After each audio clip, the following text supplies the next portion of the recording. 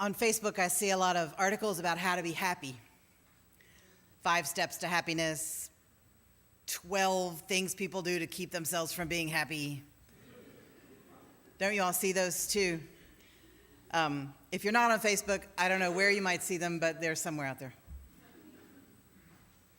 So what I'm going to talk to you about this morning is the most ancient 8 steps to happiness list that there is. It's called the Buddhist Eightfold Path.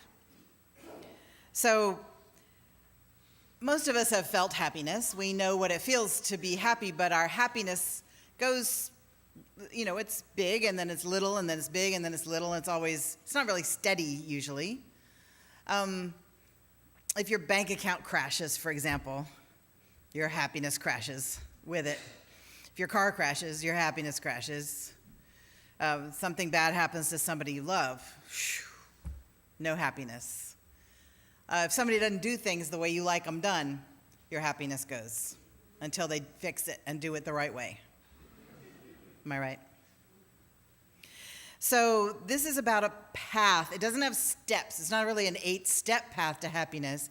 It's an 8-fold path because it has 8 elements. So they all happen kind of at the same time.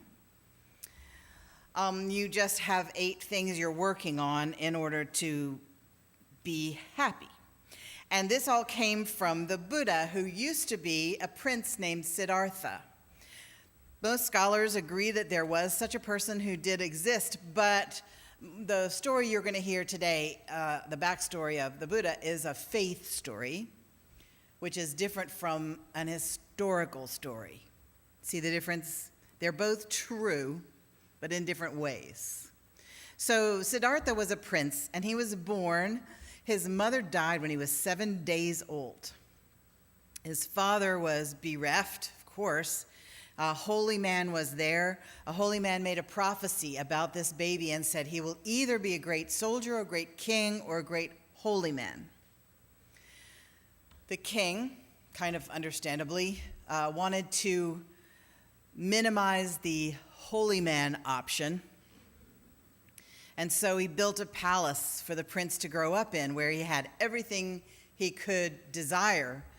And at 16, he was given a beautiful wife whom he loved and who loved him. They had a family. Then he decided some years later that he wanted to go see what was outside the walls of the palace. So he took his chariot, and his charioteer drove him outside the walls. One of the things he caught sight of on his trip outside the walls was an elderly man. Now, he said to his charioteer, "What is wrong with that guy?" And the charioteer said, "He's old." "Well, what did he do to get that way?" "Well, it happens to everyone." "Me? Sure."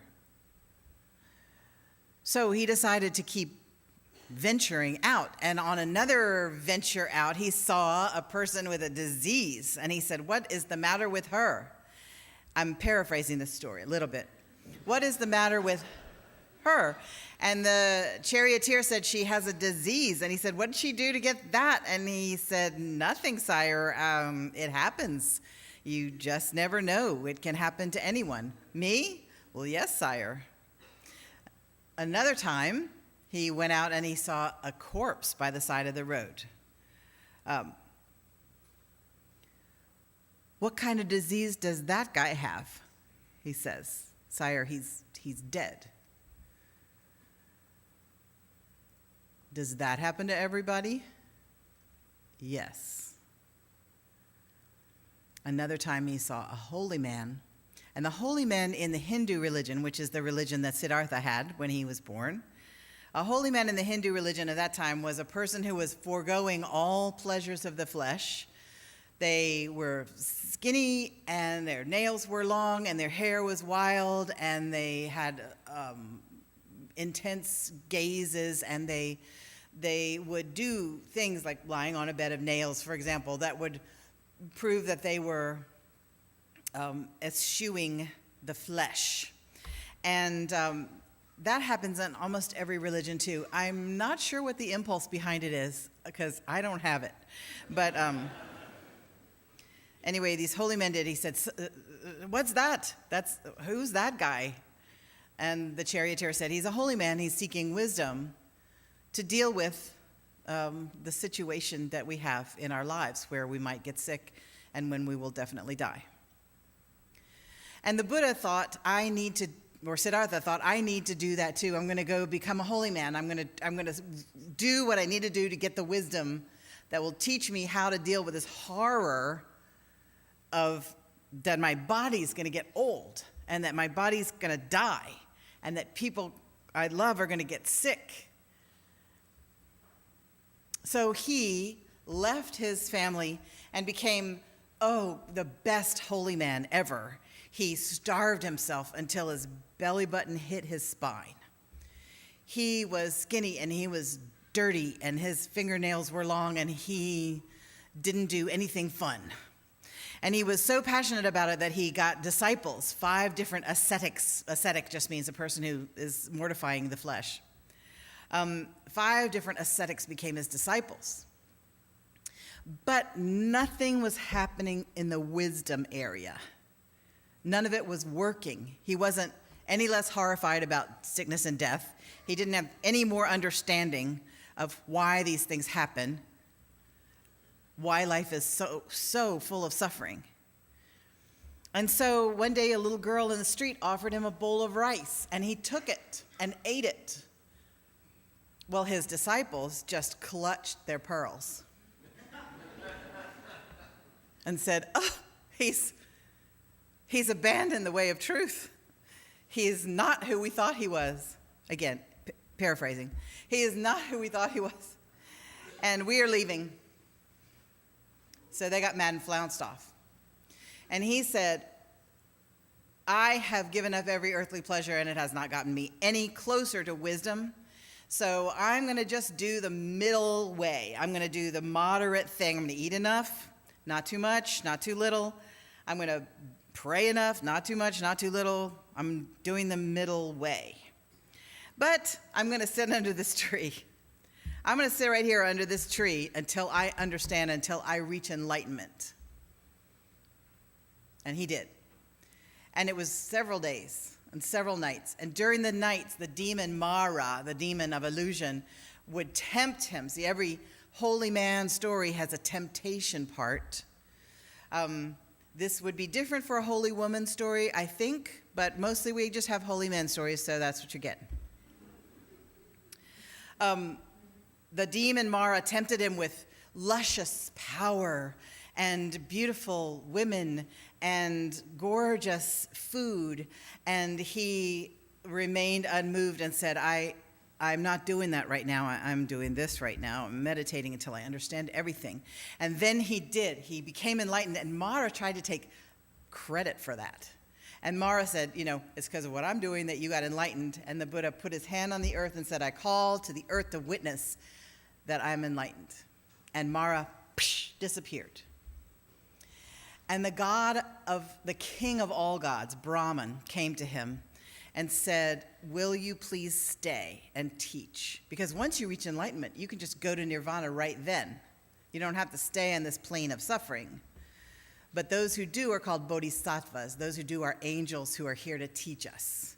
And the Buddha said, okay, I will become one. And he went to give his first teaching of all the things he'd realized in the nights and days that he was meditating. And the first teaching was to this group that was hanging out by the river, among whom were the 5 ascetics who had left him. And he told them the truths that had come to him, and they started following him again. And taking baths in the river and eating rice and things that you do when you're not mortifying the flesh all the time. So the 4 noble truths, he found out it's really just 1 or 2, seems to me, but I'm not in charge of this. The 4, don't edit the Buddha, Meg. Hard. The 4 noble truths are, 1, life is out of joint. There's something wrong. We all know it. We all know that things are not as they should be. We feel it's out of joint, it's dukkha, it's suffering.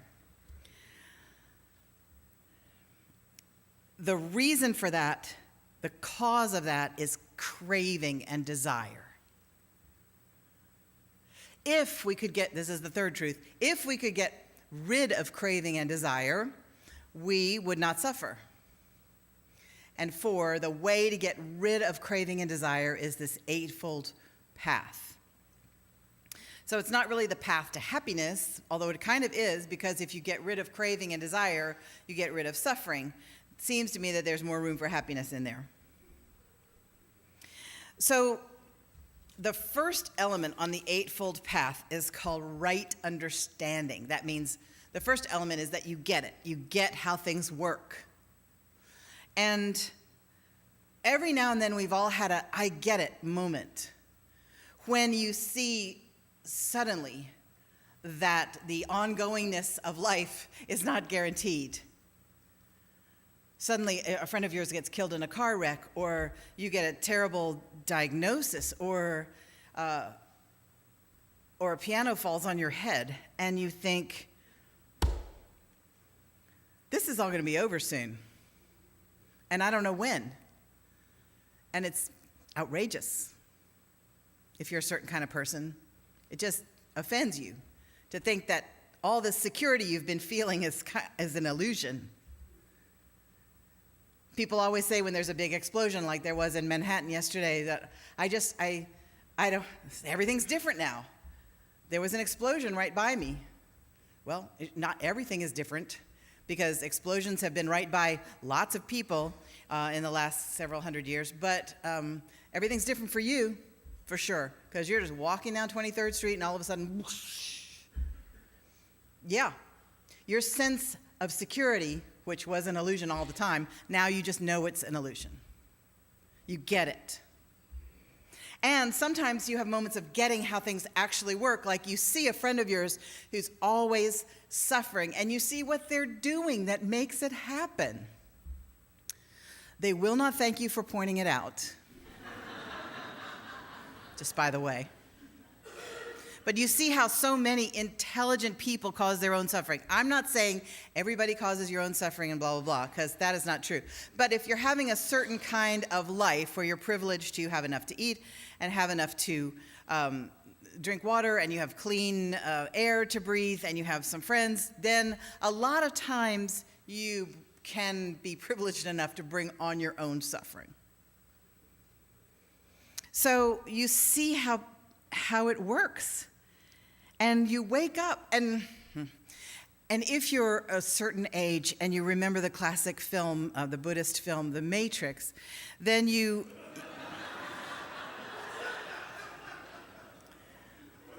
hear it in Lawrence Fishburne's voice. Wake up. Do you get it?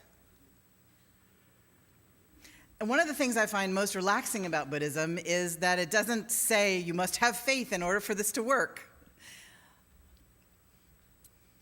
Sorry, I'm editing a whole journey down that road. So Buddhism doesn't say that. Buddhism says just try it and see if it works for you. Just try it. It's evidence-based. It's experience-based. We like that. So you can try and see how those truths work for you, and where they don't, that's fine. Where they do, that's great. And you start with your own experience, which is really what you have available to you. And you notice how much of your attention is squandered on worrying about what's going to happen, and on worrying about what already happened. And you have pain in your life and things happen to you, but the pain is not as bad as the stories you tell yourself about the pain. So I have things that happen to me. And my life is like a roller coaster. Good things happen, bad things happen, good things happen, bad things happen. Yet, it's mostly what makes the roller coaster steep and swoopy is the stories that I tell myself about what happens. So, say this. You're going for an interview, so you worry. What should I wear? How should I act? Should I get a haircut? Should I get my teeth cleaned? What am I going to say? And you go to the interview and you have it. You're kind of in a fugue state during the interview because you don't remember what you said, you don't remember what they said, you're just trying really hard. And then afterwards, you go over the whole conversation. Suddenly it comes back to you. Oh no, I said that. Was that bad? Was that wrong? What did they think of me? And then you either get the job or you don't get the job. And if you don't get the job, you think, why do they not like me? Well, listen, that's a story you're telling yourself about it. Another story would be they'd already decided to hire the boss's son. They were just doing the interviews for because legal something or other. And, or you weren't a good fit for the job. They liked you, beautiful, you're beautiful, but you're not a good fit for that particular job. If they gave you a job for which you were not a good fit, you would be miserable. Would that be good? No, that would not be good. You'd be miserable. So the immortal bard, John Prine, says, sometimes you're up, sometimes you're down. It's in half an inch of water and you think you're going to drown. That's the way that the world goes round.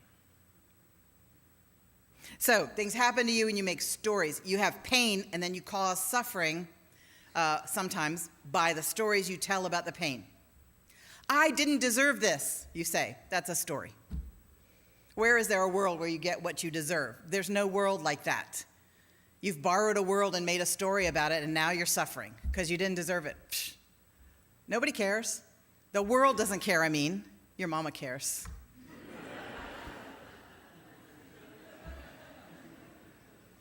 Or you go, I'm being punished. I deserved for this sickness to happen to me because of blah, blah, blah, whatever.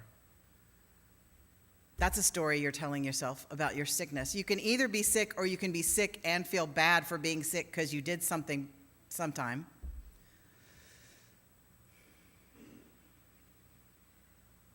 You can spend sometimes you are sick because of something you did. So the story's right. But then you tell yourself, oh, I'm a bad person. Well, no, you're just a person. And now you can do something different. This sickness is in the hand that you dealt yourself. So you're going to have to prove what kind of person you are now by playing the hand that you were dealt by life and that you dealt yourself by your actions. But the Eightfold Path, Buddhism says that it is, and we'll talk about meditation some more later, that it is in meditation that you train yourself. You train your mind, your morality, your body, your spirit. You train the channels for the streams of love. Like we sang in our hymn, you make channels for the streams of love by your thoughts and by your actions. And so you meditate and you make channels for the streams of love and you make yourself stronger so that your happiness can be a little more even and your roller coaster doesn't have to be so steep and swoopy. If you like steep and swoopy, that's great. You can go to Six Flags, but your life shouldn't be that. So getting it involves seeing how things work. And I love when people remember what I said in a sermon. It's always surprising and lovely. But a church member said, you remember that story you told one time about the stories people tell themselves about what happened? She said, something like that happened the other day in the parking lot. She said, I was waving goodbye to my friend, and my friend just turned around and got in our car. She didn't even wave back, and I thought, well, what did I do to her? Why is she mad at me? And I had the presence of mind to Facebook her later and say, I waved at you in the parking lot. You just got in your car. Is anything wrong? And she said, oh, I saw somebody wave, but the sun was behind that person, and I thought, I don't know who that is that's waving to me, and maybe they're waving to somebody who's behind me. I don't want to be a dork and just wave if it's somebody who's not waving at me. So see, she had the presence of mind because she'd been studying with this group we have here, this study group, and she'd been saying, okay, I'm going to separate the story from the actual thing that happened and then check out the story. That was smart. And so getting it means that we understand that there's pain, and we understand that the stories we tell ourselves amplify the pain, because we have craving and desire for things to be a certain way. I'm planning an event, and I have a picture in my mind of how it should be. And if it doesn't fit that picture, I'm going to be unhappy, instead of just being in the present at the event and enjoying what does happen. I have a picture in my mind of how my kids should turn out.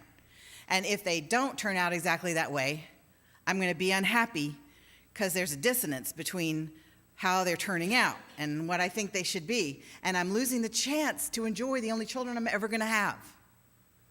I have a picture in my mind of how my dad should be a dad, and how my mom should be a mom, of how people should be a friend. And if my friend doesn't act like the way I think a friend should be, I'm going to suffer, because I'm telling myself they must not really be my friend, because they're not acting like I have a picture that a friend should be. You see what I'm saying? We crave things to be a certain way. And if we could just unclench our fingers, we could let go of what we think should happen. We could let go of all our worrying about the future, and we could let go of all our teeth gnashing about the past, and we could exist in the present moment.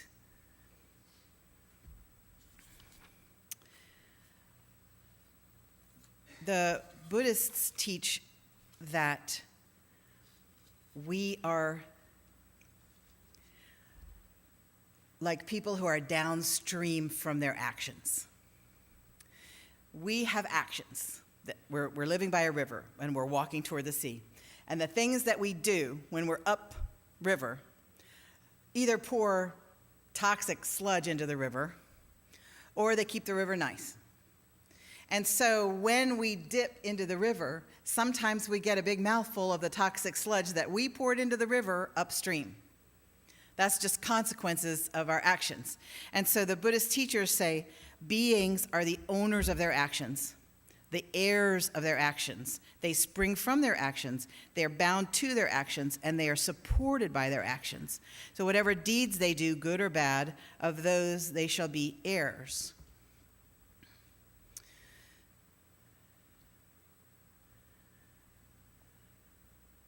So there is a lot of grim reality in that. You're heirs of your actions. That is basic fundamentalist Buddhism. Later on, there's a stream or a school of Buddhism that says you are not bound to your actions forever, because you can borrow the good karma of people who are bodhisattvas. And they have so much good karma, they don't even need it all, and we can borrow some of it and have some grace, because you are heirs of your actions, you're bound to your actions. That is true, but there's not a lot of grace in there. So if you can borrow the good karma of someone who has enough, then maybe you're not going to be affected by all your actions. Maybe you get a pass. Maybe you can behave differently now and clean up the river. See what I'm saying? Christianity, 500 years later, had a similar teaching. Well, Jesus has all this good karma, this goodness about him as a teacher, and we can borrow some of that as grace. That's not exactly what Christianity teaches, but it's this broad strokes here. I spent 150 years studying Christianity and only 10 years studying Buddhism, so I am not even Steven in those two arenas.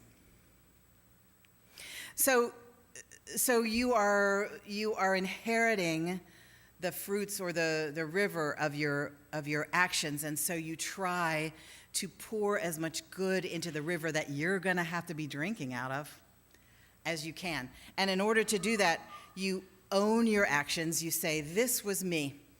This was what I did this. I don't blame anybody else for this.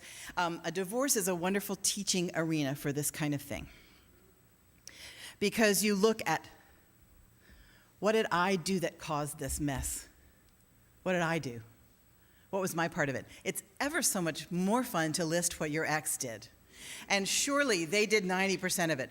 But the 10%, just the 10% that you did is something you can do something about.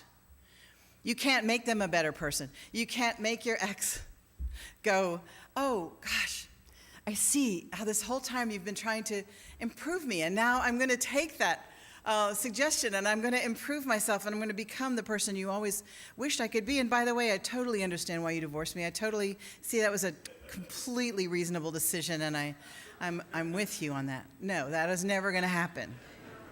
So we take what we did in this situation. How did I make a mess of this?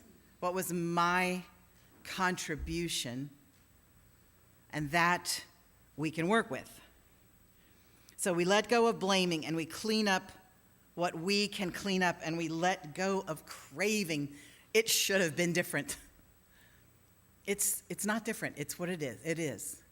And so it makes fear useful in the present moment, but not for the future. Not as useful. And it makes hope a problem. Because if you're having a Buddhist mind, you go, why? I'm going to be in the present moment, and what is going to happen, and I'm going to do what I do. My actions are going to be my actions. Your actions are going to be your actions. Where is hope in there? Like, I hope it'll turn out all right. Well, that's fine. But hope is a kind of distraction, because it's either going to turn out fine or it's not. You do your best. You're either going to get the job that you interviewed for or not. You're either going to get better from your illness or not. Hope is a problem. But some religions adore hope, and some people adore hope. And I have a complicated relationship with hope. I understand that it was the last thing out of Pandora's box. Did you know that? The last, after all the ills of the world came out comes hope. Is it one of the ills of the world? Or is it the beginning of the healing of all the ills of the world? You could preach it either way. I kind of think it's one of the ills of the world. To me, if I'm just sitting there hoping about stuff, I'm not actually doing, and I'm not in the present. We'll have more talks about this. I love these talks where you don't get to talk, unfortunately. I'm not sure how to fix that, but I'm going to try to work on it. I'll close with a story about Carolyn, this very colorful character in the mountains of North Carolina. And she was in the drive-through line at the bank, and the teller had loaned her a pen, which had fallen under her seat. And she was like, I got to get this pen. It fell under the seat. And the teller said, oh, don't worry about it. I've got 100 pens. She goes, like, no, I'm going to get it for you. She feels it under the seat, but when she grabs hold of it, then she can't get her hand back out. And the teller's like, Carolyn, please, it's all right. Just let go of that pen underneath the seat. She's like, no, I can do it. I'm getting it. I got it in my hand. I just can't get my hand out now. I just can't get my hand out. I'm going to figure this out. And so they tussled for a while. I think finally she let the pen go. But the whole main part of the story is, if you don't let go, you're going to be stuck. And so we have to figure out where our craving is hurting us and what our desire is. And part of what meditation is, which we're going to talk about in a couple months, is making space for your mind to figure out what is the thing that happened, and what are your stories about what happened, and what your life is doing, and what you're craving for your life to do, and what it is you can let go of. So we'll figure it out together.